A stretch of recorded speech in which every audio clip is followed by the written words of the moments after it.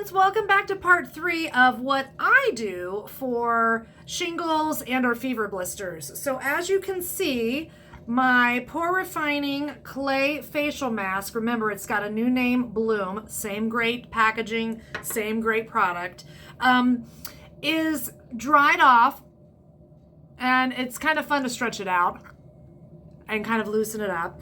And then we don't want to rub hard, we're just pressing with a warm wet cloth, or if it's really inflamed, a cold wet cloth. And we're going to let that release. So another thing that I do is I always take L-Lysine every day.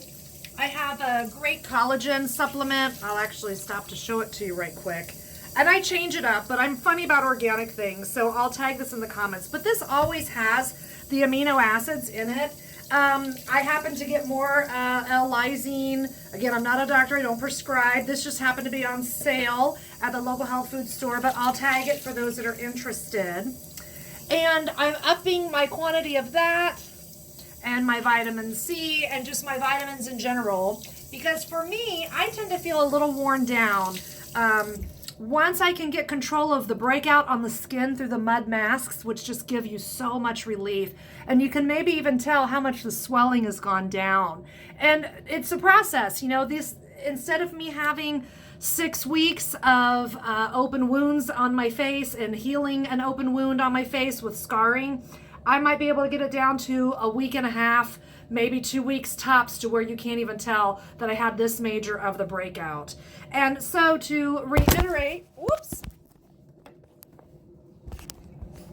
And also, you might not do both masks back to back. Unless your skin is used to these products, I would not recommend starting out that way. Do one mud mask in the morning, maybe the clay mask in the evening. If you just purchase one mask, that's great. Just reuse it throughout the day. But when you have that pain, you want to dry it out, draw it out, and then condense the spread and the inflammation. And either of those products does that wonderfully.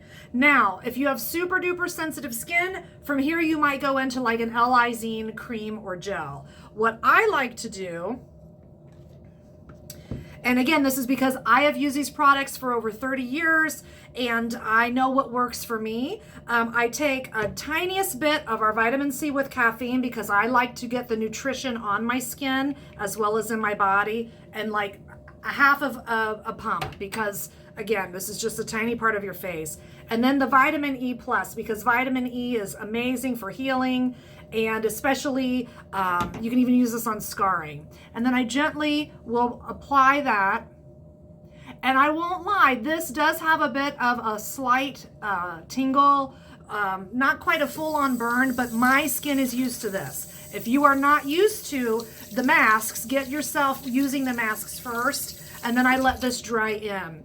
Now, I'm a beekeeper. I don't have any bees right now, but propolis is so healing in so many ways, and I will tag this. I don't get any recognition, I'm not affiliated, but this is called Golden Salve. It has all organic things with propolis, and I won't get into all the things that are in it. You can read about it, but again, you want to be sterile in using your Q-tip when you dip in.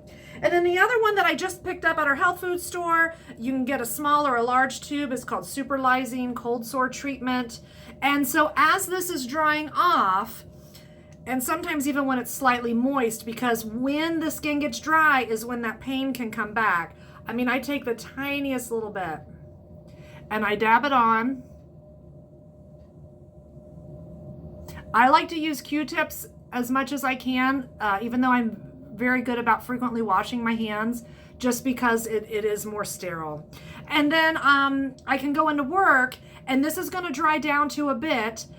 It'll still be a little slick looking, but it won't be oozing and pussing, and you can even tell the difference. It's still not pretty. It's still a hot mess. It's going to be a process. I'll have to take a photo of it a few days from now to keep you on my progress. But again, if you've got fever blister issues, if you have shingles issues, if you have horrific acne and or poison ivy, same thing. You can use these wonderful masks. If you want to exfoliate, which typically we don't exfoliate on broken skin, but if you're trying to get the crust off from all the pussy goo, very little and very lightly.